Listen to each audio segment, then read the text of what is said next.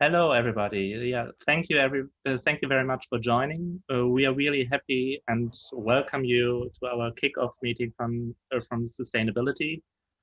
We brought together the best from systems thinking and systems change and sustainability. So we're really excited to also engage with you.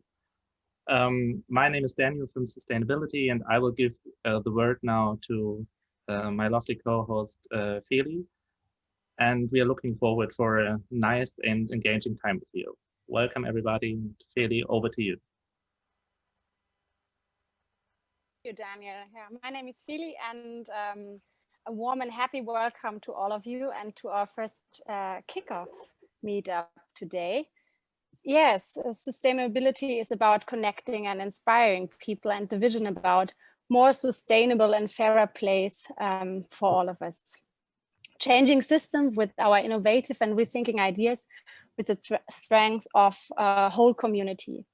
The aim of the day should be for every one of you to bring 3 inspiring moments and ideas into your own system and rethink our sustainable future after this pandemic situation. So later in the day, you all have the chance to send us these 3 inspiring moments on menti.com if you want. Oh, sorry, I forgot something.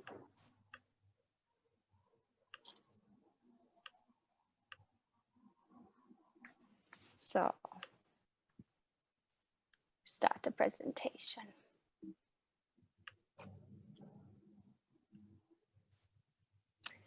Yeah, this meetup is recorded and streamed live. If you do not want to film, please turn off your video now. So what's on our agenda today? Community engagement first, and interviews and talks. Lots of questions and probably innovative answers for you, hopefully, and 2 inspiring people.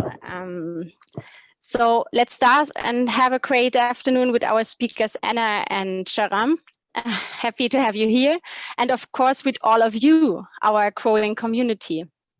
Thank you for being with us today. We want to learn a little bit more first of you. That's why we prepared a few questions on menti.com. And please key in the voting code you see here on the slide. And we want to ask you some questions. Where are you from?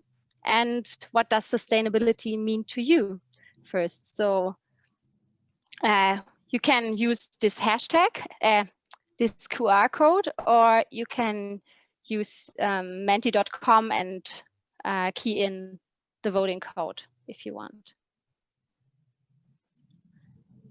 So.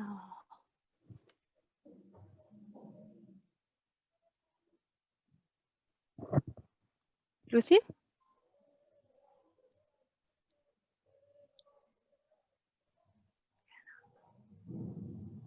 So Lucy is just doing the Menti meter for our team. So You need to change your screen, Lucy. We see now your desktop with all the beautiful pictures.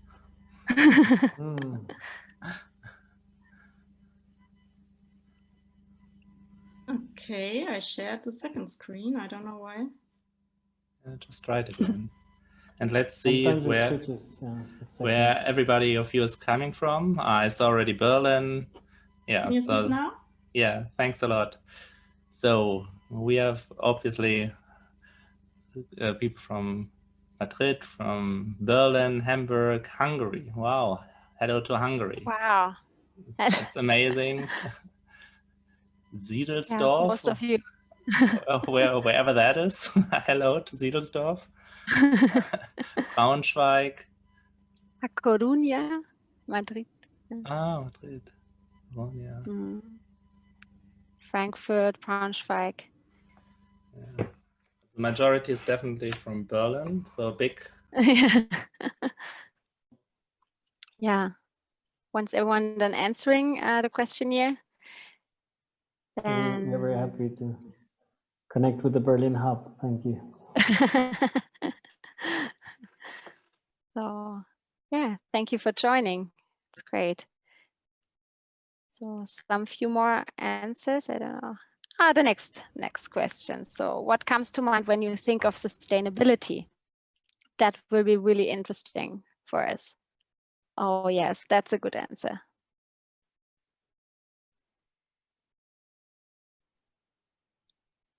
Better word.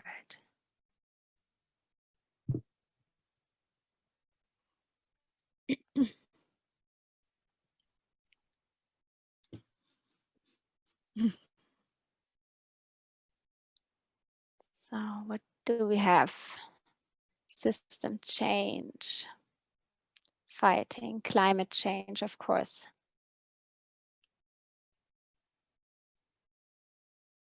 Global warming, yes. Complexity.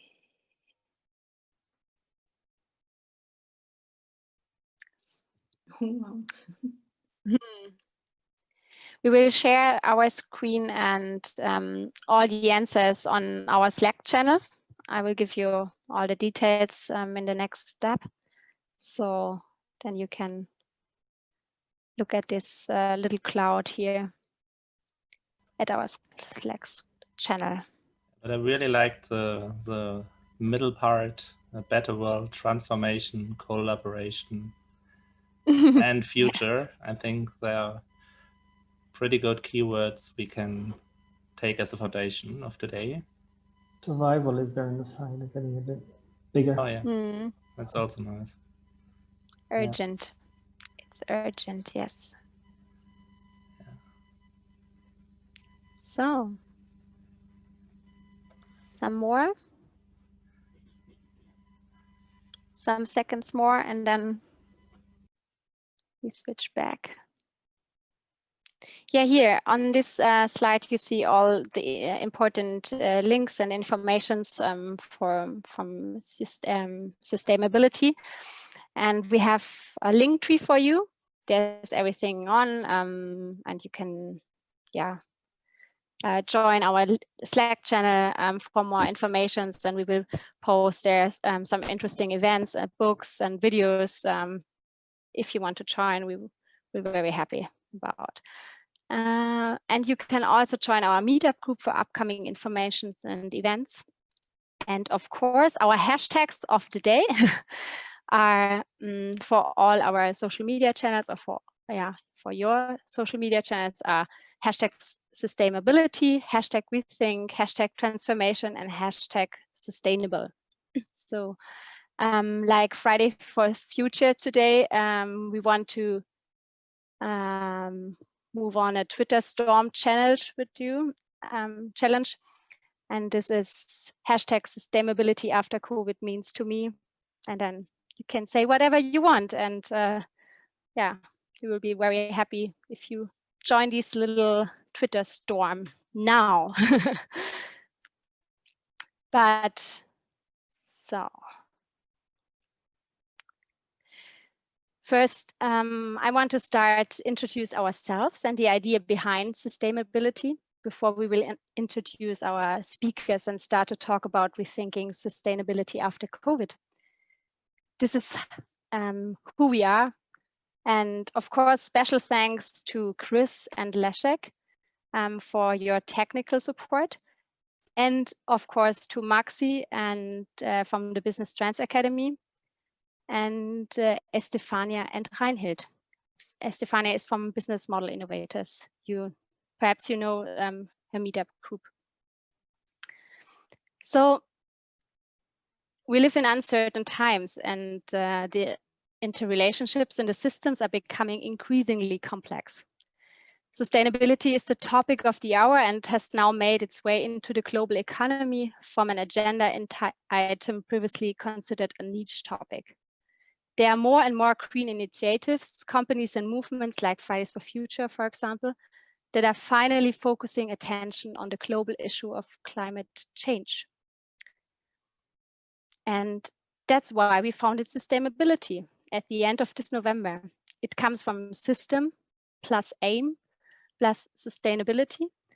And we are a group of enthusiasts and visionaries who met at the Business Trends Academy in Berlin and want to connecting people all over to rethink the sustainable transformation of the systems we all are in.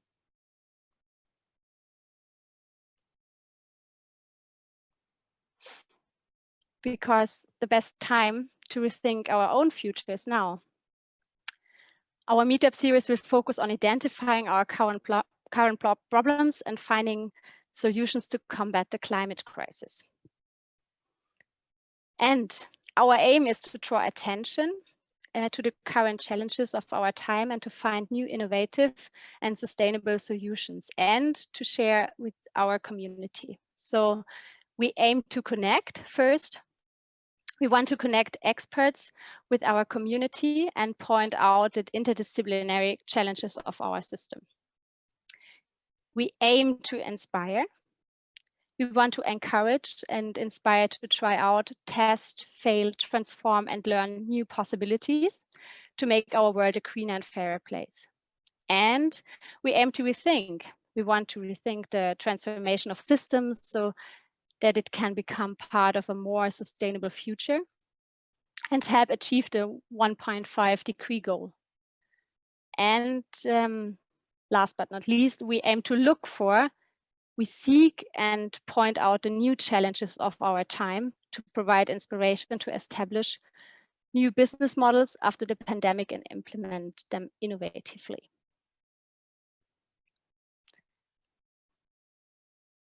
So now you have the opportunity to ask your own questions to Anna and Sharam or both on menti.com while they are speaking, while they have their presentations. So if you have questions to Anna, please mark with @Anna and then your question. So it's really easy. It's the same Menti code like in the former question. So yeah, let's start. Let's start with the keynotes from our speakers and our slogan first. Our slogan, which we use for this series, is "Our heads are round, so our thoughts can change direction." And yeah, let me now introduce you, Anna, and let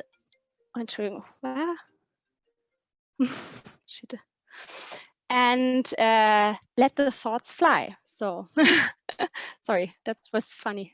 Yeah, okay. Yeah, Anna. She's the founder of Planetly and a startup that develops software to help companies measure their own carbon footprint, reduce emissions, and achieve carbon neutrality. Man.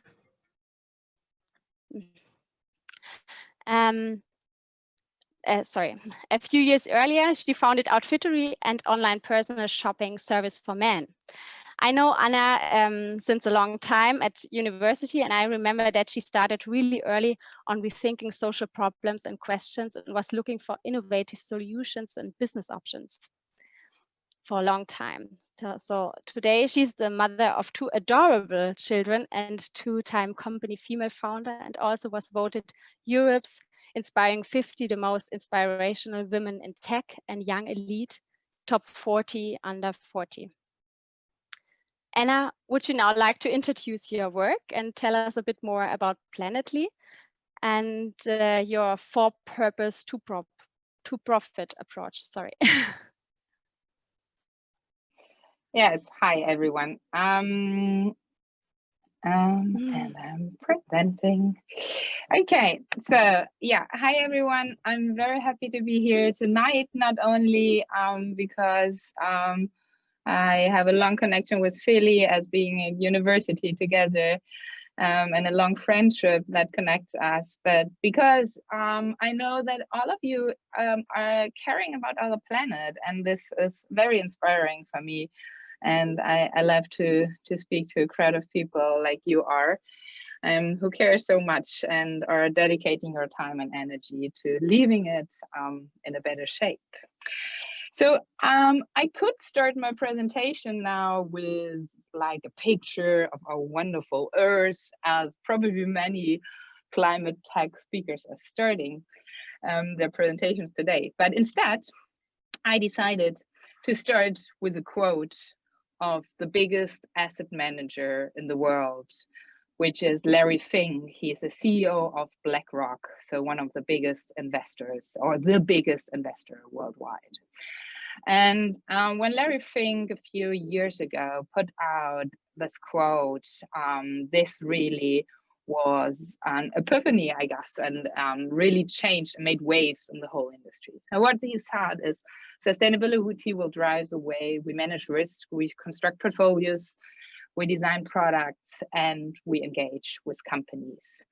And so far, he has really done a lot to really hold the management of the companies that he's invested in accountable to change, accountable to reduce their emissions, and is really driving this whole thing in the economy forward.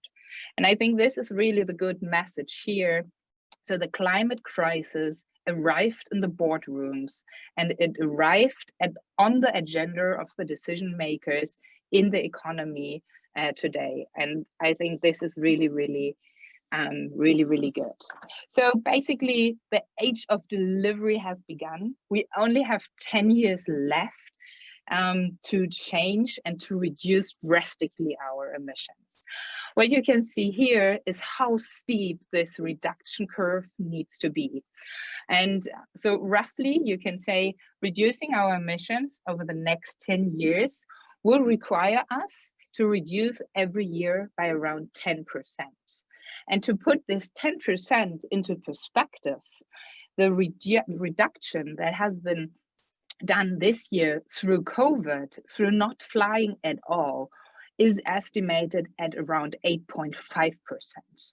So that means every year from now on, we need to reduce more than the reduction through COVID in this year in order to land at our goal of 1.5 degrees. This is really, I think when I heard that, I saw this perspective, I found that really, really interesting and eye-opening.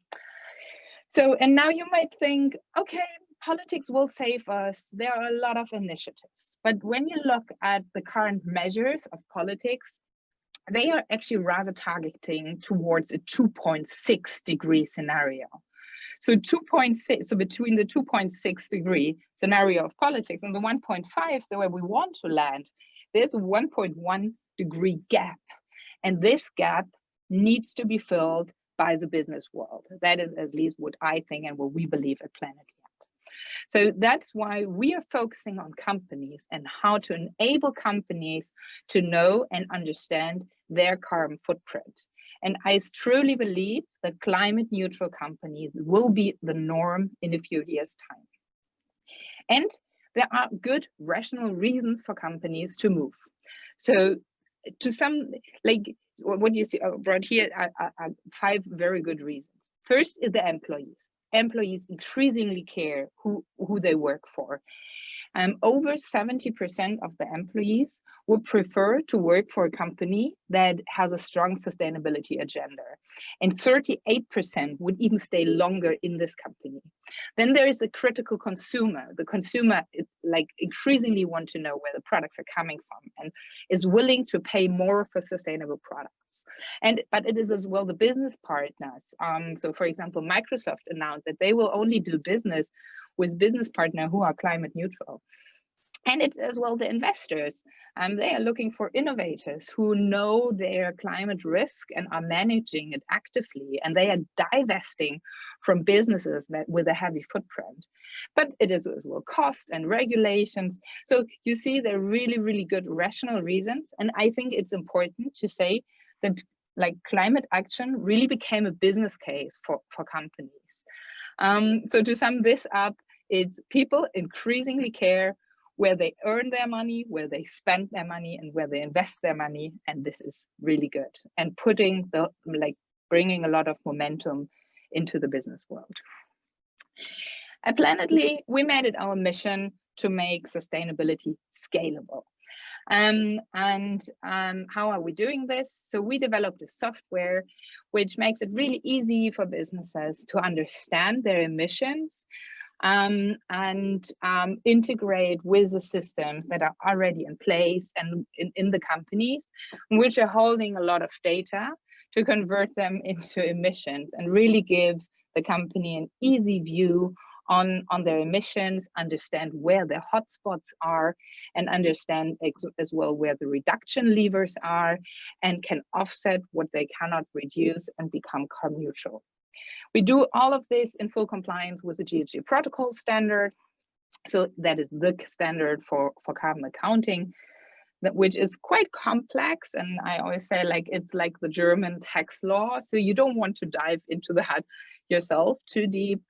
Basically, all this complexity is happening in the back end. So customer front end, from the front end, customer front end, it's really usable and easy to use. And we explain a lot, because in the end, we want to really enable our customers to do it themselves, to understand it themselves, and make the whole footprint as actionable and tangible as somehow possible. Planetly, in a snapshot, I founded Planetly at the beginning of the year together with another experienced entrepreneur, Benedict Franke. We know each other from really old times, like at Rocket. So we worked over the year, which was really like a busy year for us, with over 28 pilot customers. Among them were HelloFresh, Vuga Friday, and many, many more. We put together a great team of 35 people with being really experts. So we have people on the team who have done nothing else but carbon accounting for the last like 10 years. So for example, our head of carbon intelligence has done the complete carbon accounting value chain for Volkswagen. So until every small thing in the car, he knows the emissions for that. And what we were able to secure is a round of funding of 5 million. I think it was really one week before the first lockdown, so in March. And why am I mentioning that? So, and this is my last slide, because I truly believe that impact is the equation of purpose and scale. And you can have the best purpose in the world. If you are not able to scale it, you will not have any impact. And there are different tools to scale. One obviously is technology. That's why we're heavily focused on technology and on our software solution. And the other tool to scale, from my perspective, is using investor money. Investors' money to grow, investors' money to hire great talent, to finance like some marketing and sales, to really push this topic forward and act really fast and now and get some momentum. And that's why I'm really proud as well that the investors we secured and the investment money here is not coming from impact investors. Because so there's a lot of going on in the investment space. You've probably noticed that a lot of impact funds and so on, which are all great. But if you put this into perspective, so the money that is flowing into impact funds versus the money that is flowing into conventional investors' money pockets, it is so tiny still what is on the impact side. And that's why I believe it's really important that we're using the conventional investor money, deploy it to the planet, and using it for models like ours, who are really like having the purpose and the profit at the core of their business and aligned in the core of the business. So what do I mean by that? The more people are using our software, knowing their emissions, reducing their emissions, offsetting their emissions, the more successful Planetly gets. And I think this is kind of a really like a purpose flywheel that we do have here. So with Planetly, we really align the purpose and the profit in the core of what we do and of our business model.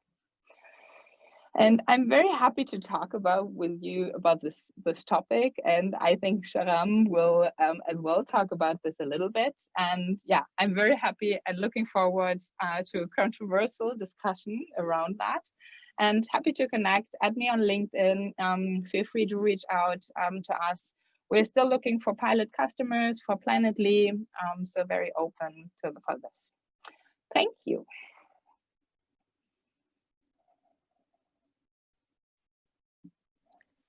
Thank you, Anna, so much.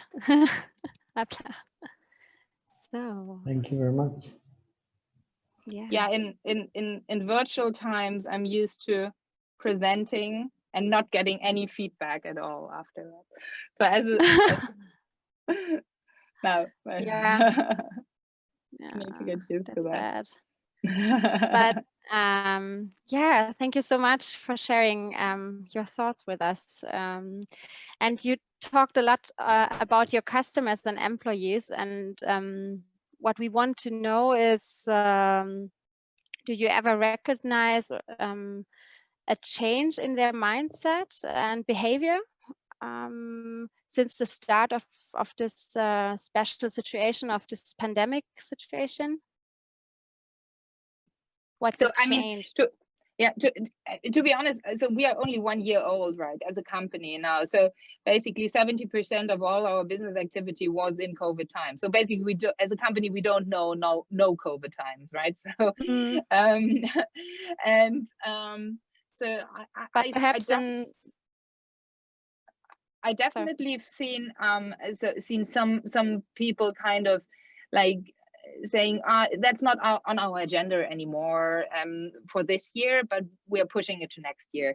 So I think it's not reduced in the importance. The climate crisis is not reducing the importance, but in the urgency for some businesses who completely need to restructure themselves because they have like gone from 100% to 0 in revenues this year, and so on and so forth, which is okay. And then on the other hand side, there are industries who are really like COVID winners, and these industries are massively like pushing forward, and there's a massive momentum in these industries.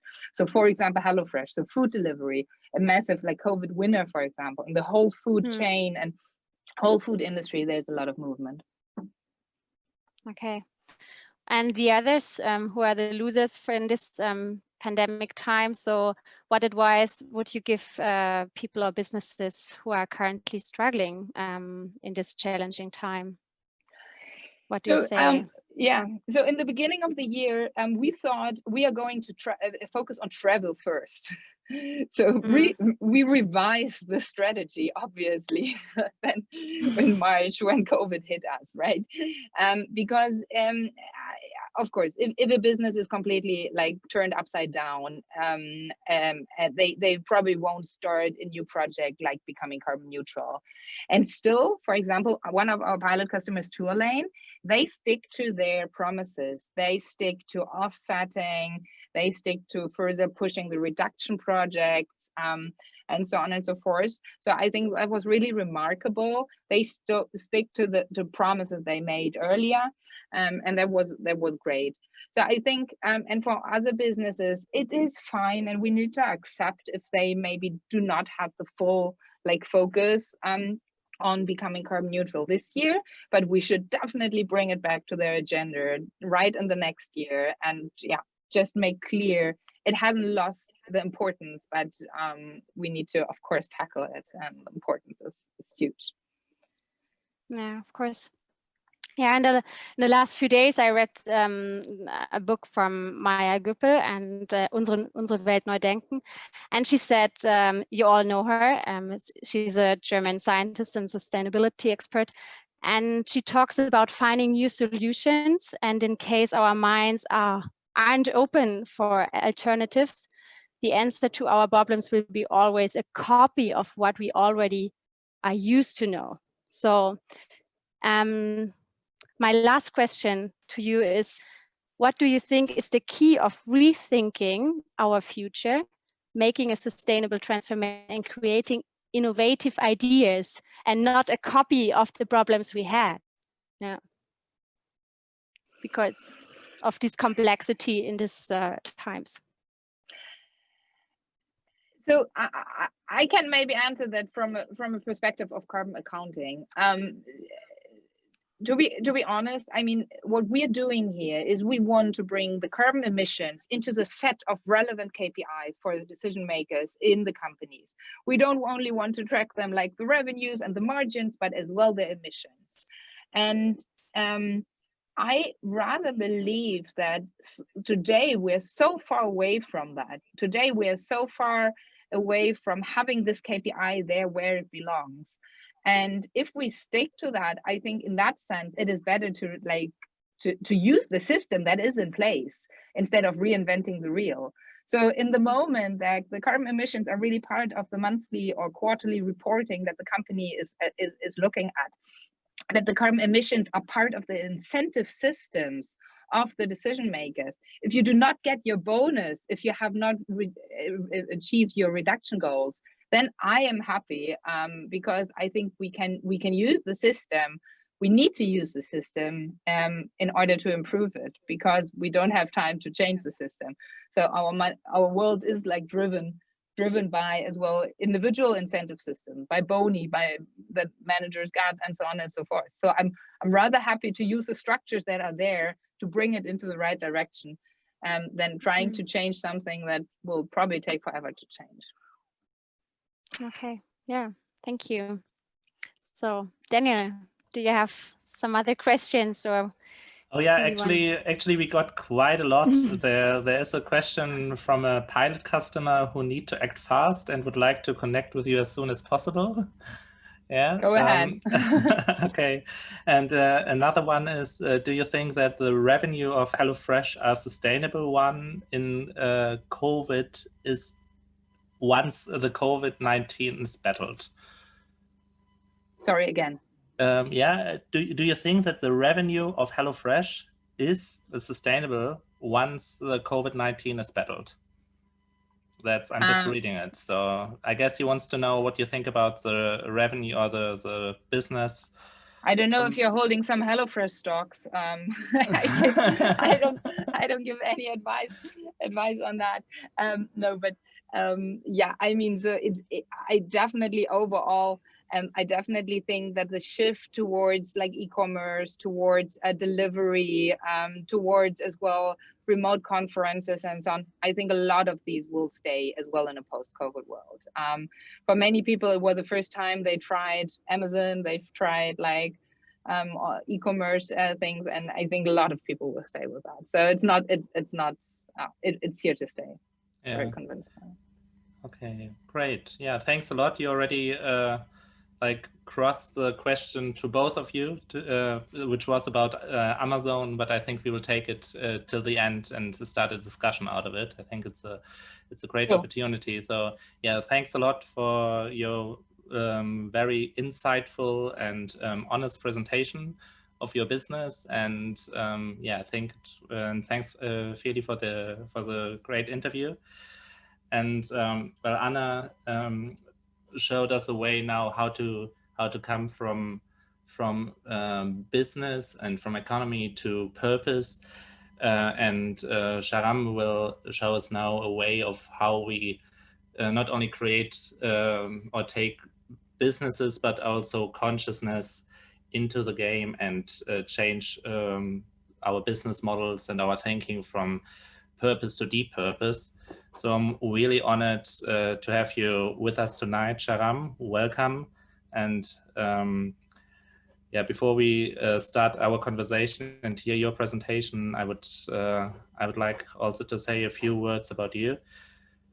Sharam is a founder of HumanNation, which is a disruptive consultancy. Innovation advisory, yeah. Yeah, innovation advisory, thanks a lot. His main focus is on decarbonization, circular economy, and digitalization. And yeah, I'm really looking forward to hear his thought about and introduction about the transition to a regenerative culture and his deep purpose philosophy, which he will present us on his three horizons framework, which builds up on the findings of Otto Scharmer theory U, but also donut economics and Bill Wheel's model. So I'm really happy and honored once again. Welcome, Sharam. And on this way, before you start, big shout out to BMI and to Reinhild for connecting us. That So thanks a lot, and over to you, Sharam. Thanks very much, everyone. Thanks, Daniel, and the Systaimability team for making all this happen, and the business model innovators, Stefania, thank you, and Reinhild. And it's great to see so many of us here because this is a hot topic, so thank you. It's an honor to be here. So I can do my presentation. I mean, just to link it to what Anna was saying, I think it's wonderful to see if we could do this accounting of the carbon. It's already a huge indicator in terms of our ecological footprint, because we are running on a fossil fuel economy, you know, which is what's brought us here in terms of progress. So it's already a huge step, but it does kind of leave behind some of the social dimensions, obviously, which is a pillar of sustainability. Some human dimensions around, you know, how we think and behave and what motivates us in terms of some of the philosophical things, and also some of the resource issues. I mean, in terms of circular economy, because although that's linked to carbon, but a lot of the path to decarbonization doesn't take into account the ecological impact in terms of use of other resources, like, for example, batteries and you know, solar panels. So the question of scale of some of these is a question mark, a big question mark. So I think what we're trying to do is just kind of look a little bit further down the horizon, and you know, what I would like to just present a little bit. This was actually a firm that was born out of the COVID lockdown, because there was a lot of ideas that we were waiting to kind of, that's, you know, it's what I've been building up, talking to people about. And I decided to launch this. Actually, it happened to be on Earth Day, which was a nice symbolic gesture. So this is the Earth Day, the what's called the Earthrise. Just a very brief note on this. When the astronauts went to the moon to take the photo and explore the moon and arrived there, the whole focus was on the moon. But when the guy turned around his camera and actually looked behind himself in a natural gesture, he saw actually this photo. And then he kind of realized that actually the most impactful part of the journey to the moon was to be able to take this photo. And then the impact this has had apparently in our consciousness is beyond what we can imagine, because in fact it coincides with much of the global environmental movement, which started in the West, where this kind of imagery was much more extensively you know, communicated. But we know that in around the 1970s, also in 1972, the Club of Rome issued their report on the limits to growth. As we can see, that this planet is not flat and doesn't go on forever, which is what you think when you're standing on it. But it's actually a finite globe with, it's a Gaia ecosystem, which has limits. So a lot of issues around, you know, this was brought to our imagination. So that's wonderful to see that the global environmental movement kind of coincides to the taking of this move. You know, of course, there were naturists who were very profoundly involved in nature, but it wasn't in global consciousness. The other thing we know is that we're living in a time of huge crisis in terms of the legacy system. So the question now is, how do you keep the lights on, avoid revolution, keep children in schools and all that, you know, the basics, but also transform our human presence so that, you know, before business as usual leads to runaway climate change, drastically impoverishes the ecosystems, and early demise of the species, which is pretty much what's projected if we carry on, of course, on the current trajectory. So this is a very serious challenge we've been posed since the scientific revolution that brought us here, thanks to all the advance in technology and science. So one of the things that really helped me to kind of discuss this, have this discussion, is to see that there are actually like three horizons. You know, one is the one that's going down, is this world in crisis, which we see that hopefully will decline in terms of you know, its impact, so that we can transition to a more sustainable path. We see a lot of new technologies and models and approaches, business models, behavior change, consciousness, that's taking us to some kind of a hybrid model. So I take this like a hybrid car, you know, it's like if you want to still go to the beach holiday or whatever, you can't still use, the average person can't use the electric car, so you need a kind of hybrid to get there. So I think a lot of impact businesses and purpose businesses are in this space, and I think they're a great part of the transition and absolutely necessary. We have to bear in mind and be careful that, you know, what this model that was developed by the International Futures Forum does say is that there is a kind of a H2 plus and a H2 minus. So there are technologies here that might be contributing to the old thinking. And I think Felicitas said a very important point around we cannot change and really transform things deeply if we look at it from the old thinking. No, it's what Einstein also said. So we have to have a different out of the box, completely fresh approach to really transform. So this is where this H3 path is really about, because what we were saying is that here, the H2, there are some that are positive that can contribute to H3 and some that actually might be contributing to H1 without us knowing about it. So this is where we have to be vigilant in terms of the new technologies and solutions that are being promised, to make sure that they're not actually contributing to take us back down this H1 trajectory. The other thing is that this underlying thing is an emerging regenerative culture, which is a much deeper transformation that's kind of on the rise, and we see a lot of movement. You could say it's perhaps born from the type of thinking that we see in permaculture, we see in deep cradle-to-cradle approach to thinking, system thinking, Gaia theory.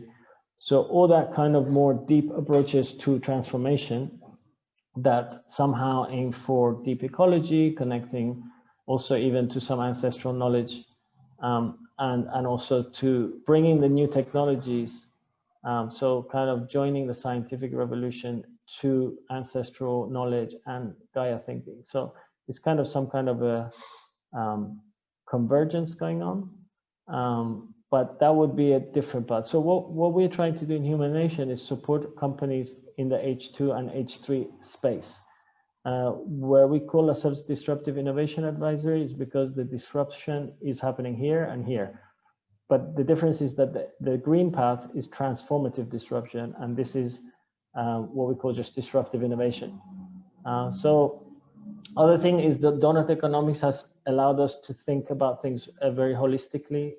One of the things Kate Raworth says, we have to see a company as a whole, you know, in terms of course, its purpose, but also who they relate with, and also the governance structure, how that's, you know, organized, if it's distributive, who's on their board, what kind of thinking is there, and also in terms of ownership, you know, where the money comes from and also where it goes, importantly. And in terms of finance, of course, the ownership is also about, you know, how the company is controlled, who makes decisions, but the finance is just, you know, in terms of what kind of finance and where it comes from and so on. So this is something Anna also touched on. So this video can be also seen online. So we want to try and, obviously with this new economic, we can't grow forever. We know that the planet has limits. We know that there are certain social foundations that have to be maintained. So what we see today is that there are major shortfalls on social foundations, and there are major breaches of planetary boundaries, you know, of keeping us within safe ecosystem limits that mean that we don't have ecosystem collapse, species loss, you know, all the different impacts we're seeing. But also very important is the social foundation, you know. So one of the important ones is social inequality, for example, is a huge issue, but also health and having freedom of choice and political voice, which is democracy. As we know, since COVID, the question of democracy and even just before that is becoming a very sensitive issue. So another thing is in terms of sustainability, how am I doing with time? Daniel, you're always great. Yeah, just go ahead and present the slide, and then we will go over to Q&A, I think. Okay. So just in terms of sustainability, you know, what we were talking about is so far there's a big question around whether sustainability is actually going to get us there. One of the biggest challenges with sustainability is what Anna said about scale and impact. if African emerging countries, China, India, and these countries start becoming prosperous like we are, and that's a big question mark about how prosperous are we, because it depends how you define prosperity. But we have a lot of comfort and things that I think we have acquired in the Western model, you know. But at the same time, if other countries start adopting that, you know, it will not be sustainable by our standards of sustainability. It's impossible that we can scale what we call sustainable today. Also, because of the amount of damage that we've seen already done, you know, we need to go to models that are actually restorative and regenerative, because we have a lot to heal, we have a lot to fix.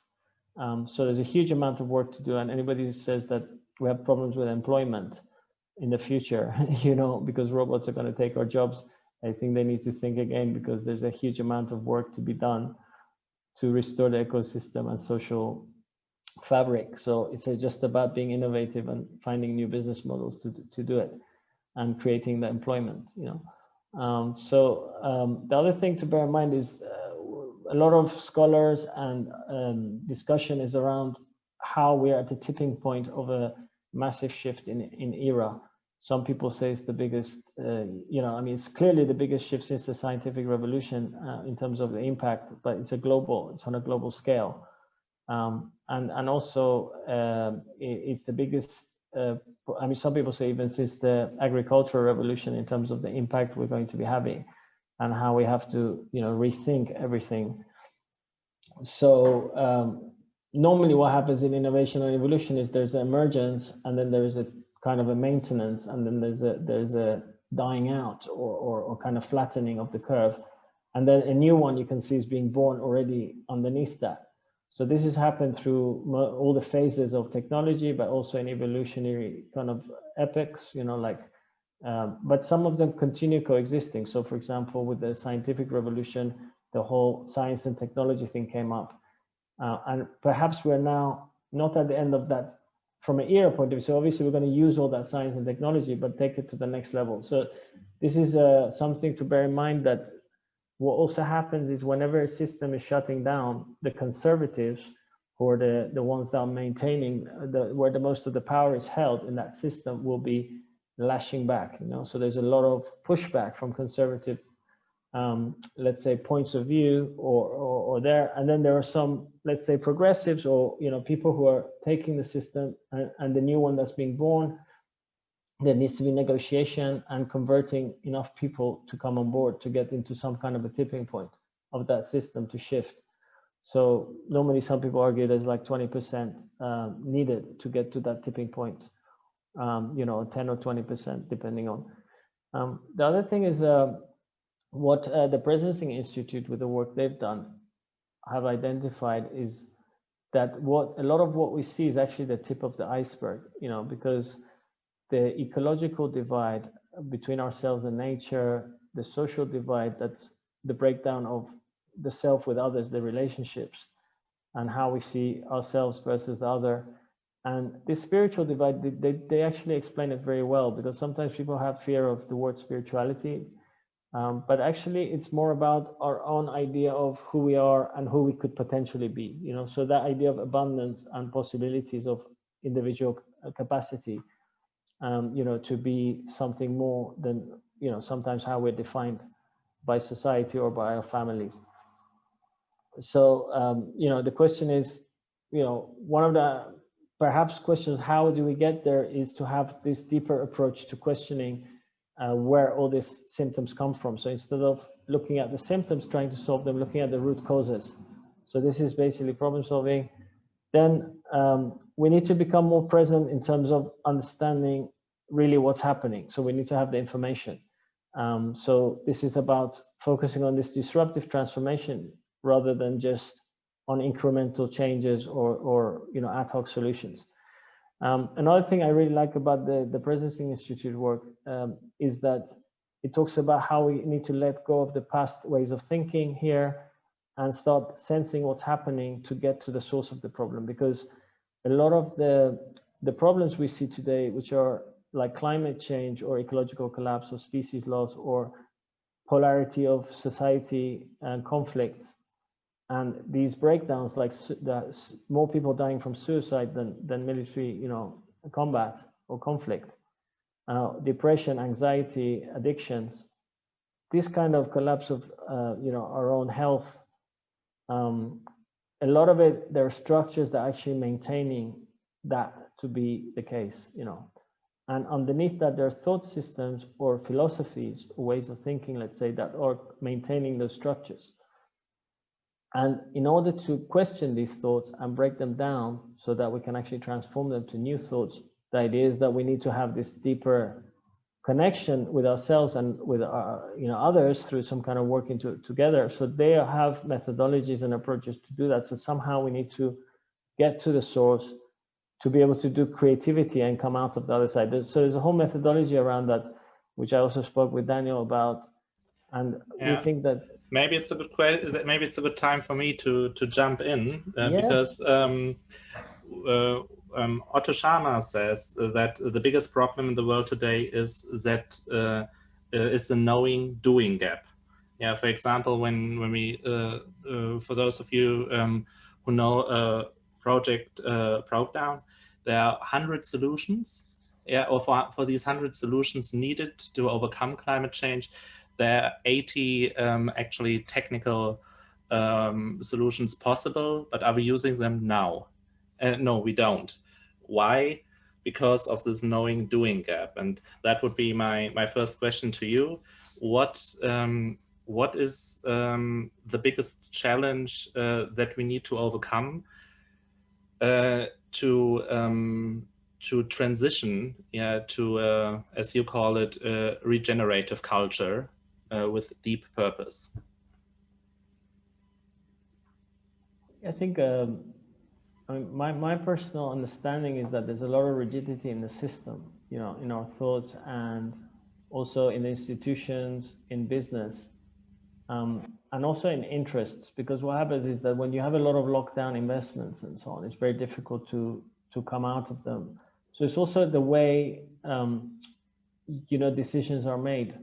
So let's say if there was a way that we could really individually understand the importance of these things, connect on the local level with communities, and really debate what are the most important issues, regardless of all the noise around us, because there's a huge industry that's creating noise around 4 probably most important existential issues in our lives. Or even if you think about our own personal lives, there are probably 4 or 5 issues, but we're constantly, with the mobile, this, that, the other, with our work, distracting ourselves of the real pains, the real issues that are affecting us, our family, our relationships, our business.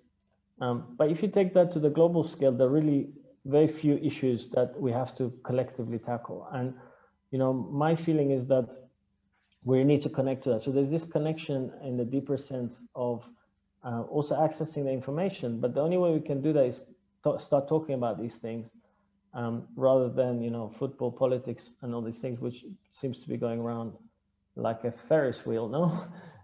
It's like, okay, fantastic. But, if we really get down on the ground and have these debates and think, how do we put our heads together and do it? So the issue of community, the issue of connection emotionally with the self, with the other, empathy, developing certain capacities that we've lost, coming out of the individualistic mindset, all these things are very, very big learnings for us. And I think COVID-19, what they call the great pause and the forced meditation, as some people call it, with the lockdown and so on, has got a lot of people to think about some of these issues. So I think other than that, the technology and all that, as Anna also said, a lot of it is scalable, a lot of it is available, but there are some also intrinsic interests not to make the transition too quickly. I think that if we had a more democratic decision-making process, I think a lot of the decisions would be made in a more agile way. That because we have a pyramidal decision-making process, it makes it, it's like a funnel. It has to really hurt before, it has to be really, yeah. But maybe to take it a little bit, so that's like the last question, and maybe to also try to get them more design focus a business focus back to the discussion. You talked about your circular by design model and how you could support businesses to implement this regenerative and this deep purpose model. Maybe you can show us how you're going to do this, and what are your advices, or your how you're trying to reach this aim. Okay, so yeah, absolutely. I think one of the things that we're trying to do is connect some of the kind of different ecosystems that are arising. So I think so one of them is the personal thinking and philosophical side of it. So a lot of people, let's say, they might call it mindfulness, yoga, things they do in their personal life to develop themselves. Then we have the economy, circular economy model, the energy sources, decarbonization. We have distributive sources like networks, platforms, blockchain. So a lot of this at the moment is functioning in disparate ways. So we want to bring this knowledge into business as a holistic and interconnected system of thought. And in terms of toolboxes, methods, technologies, even in education, communication, and basically what we don't have in business today is access sometimes to bring all this together. So we want to bring an ecosystem of solutions that can connect these, and very much focus on solutions that are transformative, in terms of innovation. So as an innovation advisory, that's one of the things. The other thing is breaking this gap between personal development and consciousness development and healing or whatever, and the business world. Because sometimes we have this like a disconnect, so when we go into business, we're like machines, performance and all these things, and we dehumanize, the business. The idea is that the people who lead, that the people that work for us or work together with us, they're all part of, they're human at the end of the day. Everybody's human. So we need to break this boundary between who we are as human beings. So what Otto Schumann even says, he says our self and our work, our work and our self, we need to break those divides. So one of the other things is taking a circular economy approach from a very broad cradle to cradle approach, but also taking account not only the material cycles that today circular economy is very focused on, but also the carbon cycles, of course. So that's the link with climate change. Also how the economic and financial cycles work. So where's the money coming from and where is it being distributed? So the distribution of wealth is fundamental in terms of, how distributive and distributed circular economy would be implemented in the future. And then also the social design in terms of how value is distributed. Value means, recognition for our work, how we feel participatory in the process, and how we are part of solving problems and solutions. The other thing is fundamental is about intellectual property.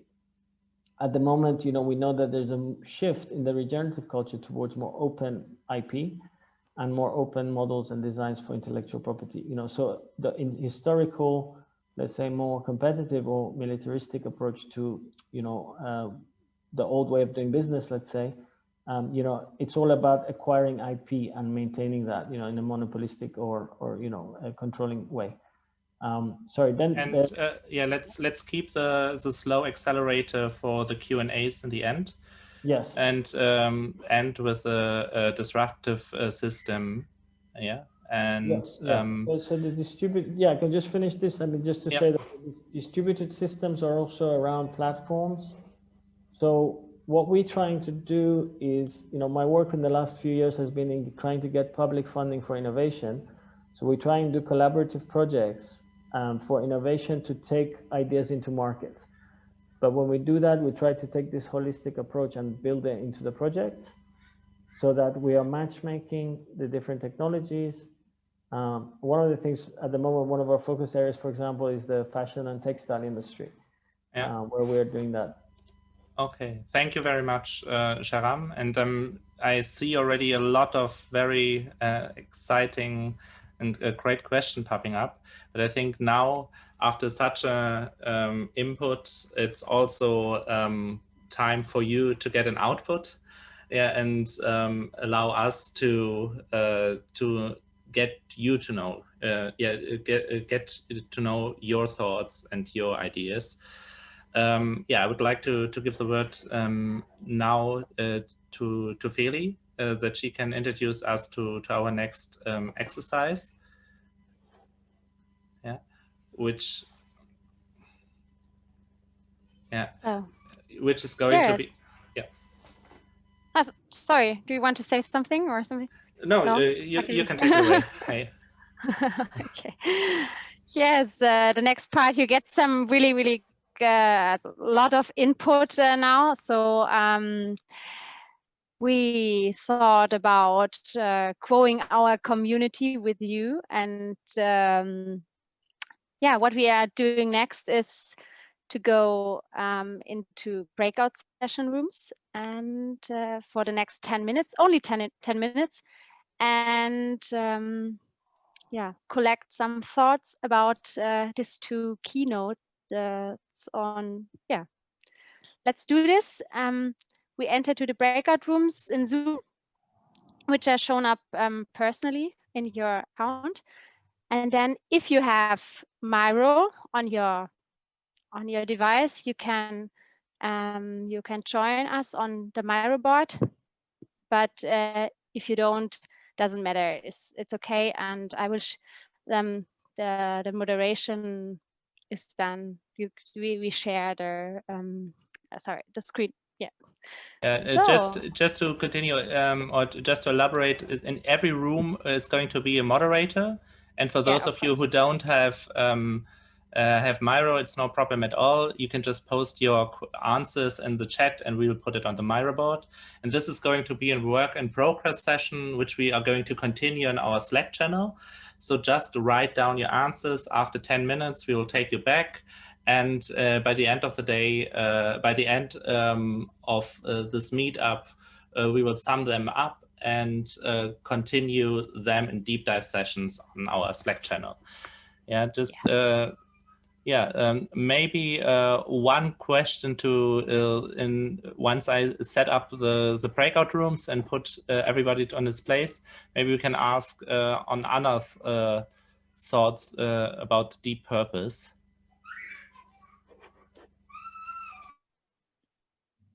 No. What? And sorry, I thought we're going into the breakout rooms now. Yes, we are going. Sorry. Yes, I just need a few 1 minute maybe to okay. divide us all. So I need to overcome the time. So I'm sorry. I'm the pausen girl here. I don't know what was the question. Sorry. No, that's not true, Anna. So some cheerleading while we're waiting. I'm so sorry. I get. So, just kidding. Do you have any questions about to come into So I'm very much looking forward to your questions, especially as you now have the task to work on these questions first. So they will probably be very challenging for Sharam and myself. So I'm very much looking forward to this. And maybe to use the break for one thing that I forgot in my presentation to tell you. So we see Planetly in our software not at all replacing the work of great consultants, as many of you are as well, but actually rather additional to that. So in future, we will as well have a certified group of consultants we work with. We will have consultants log in so that you can access the data from the company, actually see their hotspots, see their footprints, and really use this as a basis for reduction recommendation, reduction consultancy, and further strategic sustainability consultancy, which is then going much broader than we are. So we definitely don't see ourselves as a consultant, but really as a software provider. Yeah, so that was important for me to mention. Good. Okay. And thank you very much. That was the perfect ending, and I guess also clarification to where you also align with Sharam. So the 10 minutes starting now, and I'm really curious what you come up with. Yes. So hello, welcome back, everyone. That was, as we said, just a work in progress, or the start of a work in progress session. We are really much looking forward to continue this engagement with you. And we want to remind you on our Twitter storm. So don't forget to take out your phones and hashtag us with sustainability and answer the question. Feli, help me out. Sorry. One moment. One moment. Don't want to say something wrong. Yeah. So here it is. Also hashtag sustainability after COVID means to me. What? Exactly. Yeah. Yes. So yeah, thanks a lot. And now we will come to our final discussion with our amazing speakers, Anna and Sharam. And I'm curious what we collected on question, and we'll give the word now to our lovely Lucy. Welcome. Thanks a lot. I tried to share my screen second time. Let's see if it works. Can you see the question? Yes. Yes. The most upvoted question of the day was, can mega businesses like Amazon realistically scale sustainability? Aren't they inherently unable to treat employees and an environment in a fair way? What do you say, Anna? It's a question for both of you, but let's start with Anna. So as you probably might recognize already, that I am quite an optimistic person, maybe. I don't see anything pointing towards that it's systemically not possible to run a huge business in a sustainable way and treating employees and environment fair. I do not see any signs why this shouldn't be possible systemically. There are good examples of businesses who are doing that. For example, Bosch is one of our carbon heroes and sustainability heroes overall, having a really long history, super big company, and doing really well on this. And there is no reason for me, and maybe playing this back to you, there's no reason for me, like in the economics and the business case, also we're just speaking for that this shouldn't be possible.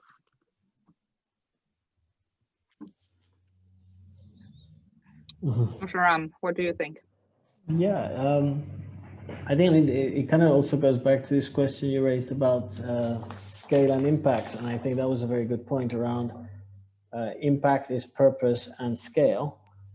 I think probably in the first instance, I mean, that's what we hope to do with the existing corporations, because they are the biggest, let's say, you know, some of them are, bigger than countries in terms of the impact they have. But I was thinking, when we look at the regenerative space, what we're hoping is the future companies will be broken down into smaller pieces, and there'll be more like distributed network companies, and that's what we're seeing happening with, this open IP approach. And I think I would replace the word impact equals purpose and scale with maybe further in the future aiming for impact is deep purpose and replicability and transferability. So it's about how much you can replicate and transfer an idea as quickly as possible based on local models that are working and are resilient, and making that so that it's more freely available for people to replicate and transfer.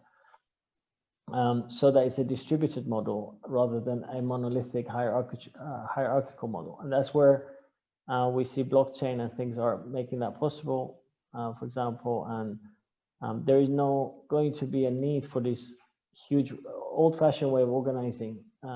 I think corporations, personally, I think they come from, a couple of centuries back, even more than that, with the the rise of the corporations, that they come from a nation. That old mindset that we talk about is about Westphalian model, that nations used to go alongside with corporations to control resources. They would take people as resources at the same time. They were used as resources.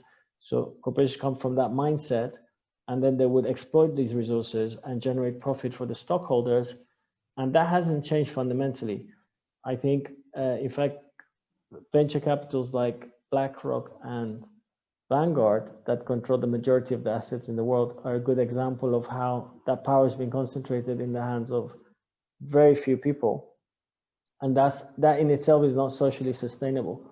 I think if the power is distributed more fairly, you don't have this crisis of the commons, because people will make better decisions more collectively. I think, I would hope for a different model, to be honest, than the corporate model going forward. This aligns also with the answer, or with the comment of Sustainability Accelerator, who commented that isn't Bosch outsourcing most of its factory to countries like China, and I think one can include Volkswagen as well. So I think that's I like these two different ways and thoughts of it, and I think there's maybe it's a third way possible. One can include it, but maybe we will have time for one more question, because we already taking a little longer than we thought. So I know it's really exciting, and we will go and try to answer all the questions we got from you, but maybe we have time for one more, if it's okay for you, Anna and Sharam? Yes. Yeah, okay. The second question is, maybe it's a little general, but maybe you can specify it more from your presentation. What is your purpose, and how do you aim to turn your goals into reality? Anna.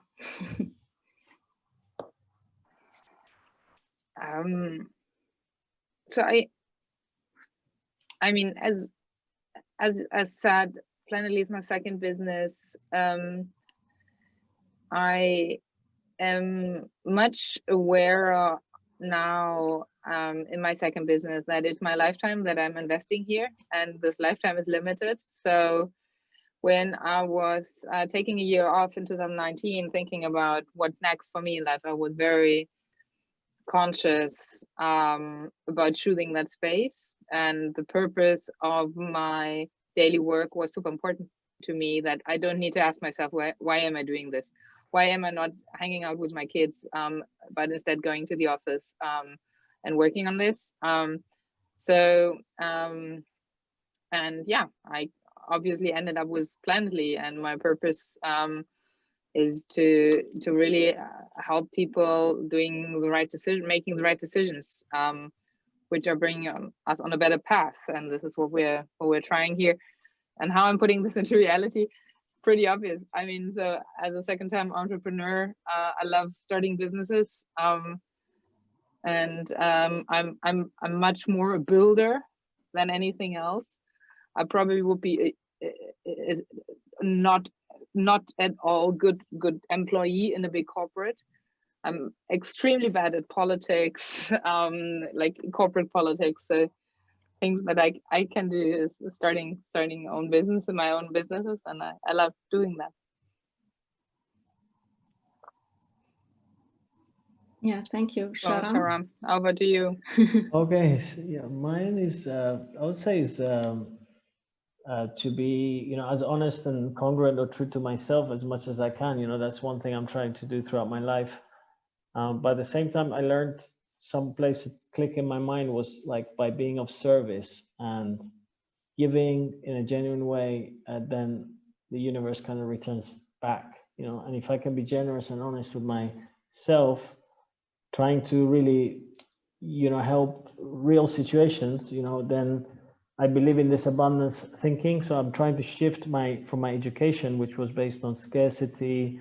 This is your role. This is what you have to do, and kind of who you're going to be to this kind of shift to creativity and abundance thinking, you know, where by being of service, by doing, then by giving, then you comes back to you, you know. And on a practical level, I love designing projects, bringing people together, inspiring people so that we collectively do something, you know. And, you know, for me, that's it. I think leadership is about opening the path or being the first one that jumps in the fire, you know, and then the rest can decide whether they want to come along or not. But it's a very different way to what I was taught, to be honest, in business school. So one of the things is to unlearn a lot of things I learned. That's another purpose I have.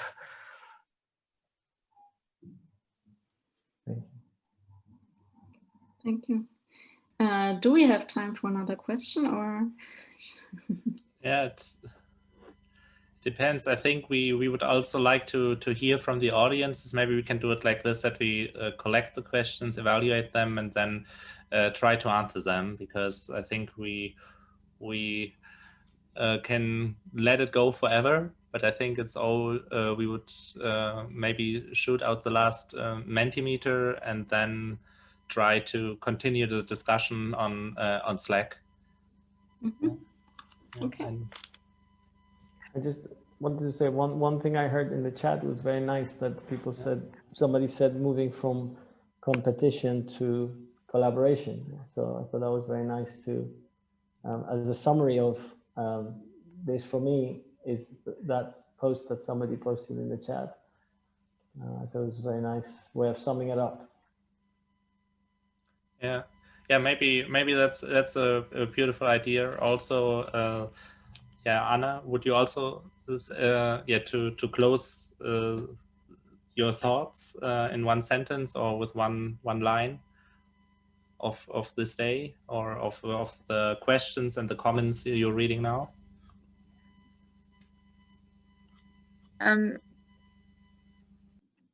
Yeah.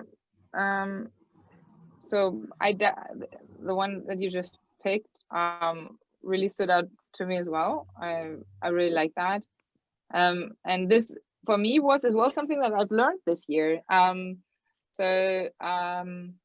When I'm thinking back to our Twittery, we were very competitive back then, right? So it was a really like fashion, the one fashion brand versus the other fashion brand, and so on and so forth.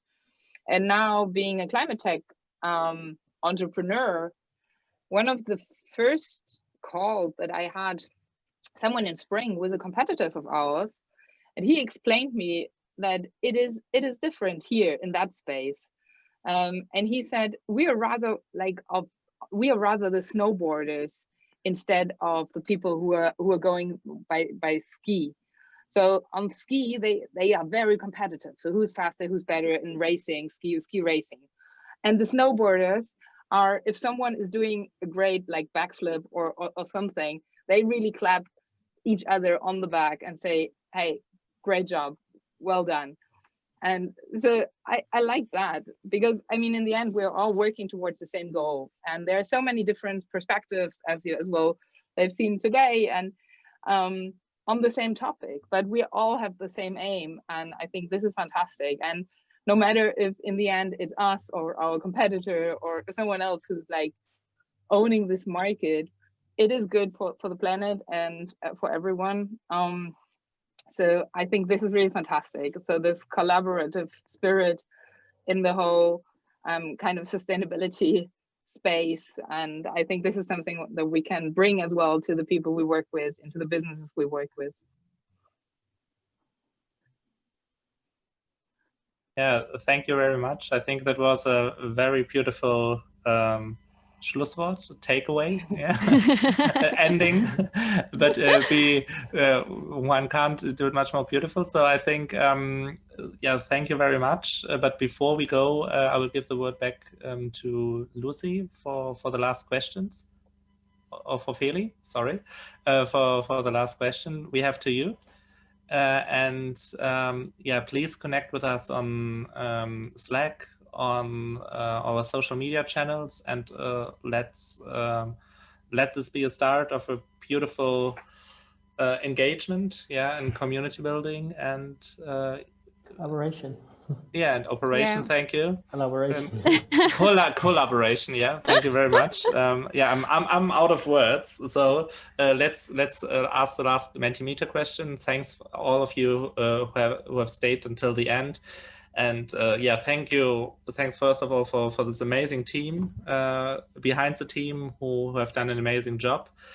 And also to our collaboration partners, to VAT, BMI, Planetly, HumanNations, and most and lastly, obviously to Anna and Sharam. And thanks also to all of you who have been here. Last questions of the day is Mentimeter. Could you open it, please? Because we just see the link tree. Ah, sorry. Yeah.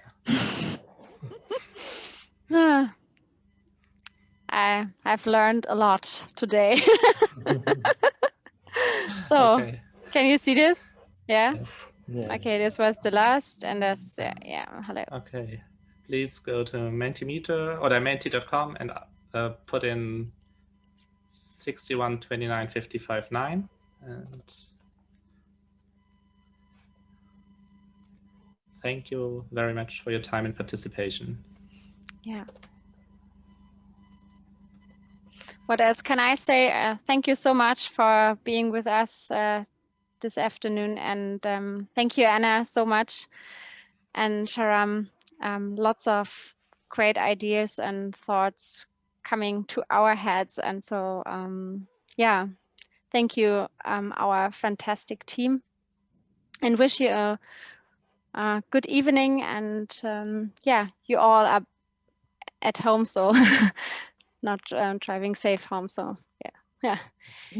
Merry Thank you so Christmas much for and organizing. yeah, Thank you very and much. Merry Christmas and a Happy New Year.